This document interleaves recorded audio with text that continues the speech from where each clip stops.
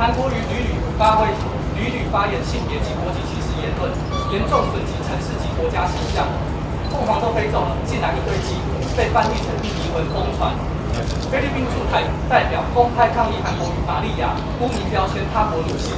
日媒封韩国瑜耻恶魔，因此唯有罢免韩国瑜，才能避免台湾及高雄形象一再受伤。同时，我要在这边对高雄市民讲，高雄的市民十分单纯而且善良，因此也非常容易受到欺骗并且上当。但是高雄市民并不愚蠢，高雄市民的已经是雪亮的。大家好，我是前高雄817报自救会长陈冠荣陈医师。今天我用罢免主持人身份来这边宣读对韩国瑜罢免案的激烈声明。提出罢免高雄市市长韩国瑜案，是依照《公职人员选举罢免法》第76条之规定，列举罢免理由如下：一、韩国瑜违背责任政治诚信原则，当选高雄市长4个月内宣布被动参选总统，因此唯有罢免韩国瑜，否则难以建立台湾责任政治的开始。第二，韩国瑜的施政满意度调查连续性出现不满意度全国最高、满意度全国最低的结果。但韩国瑜拒绝承认，也拒绝向市民道歉，因此唯有罢免韩国瑜，否则无法促其面对施政的严重疏失。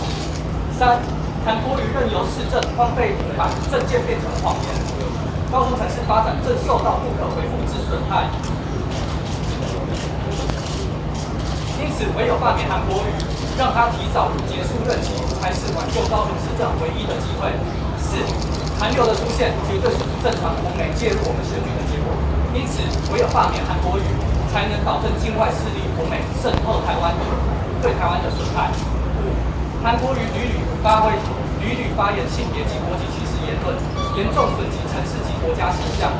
凤凰都飞走了，竟然一堆鸡被翻译成印尼文疯传。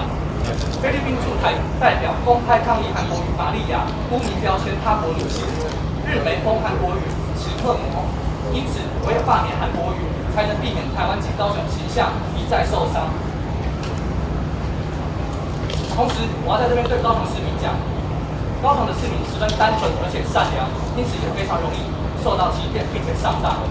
但是高雄市民并不愚蠢，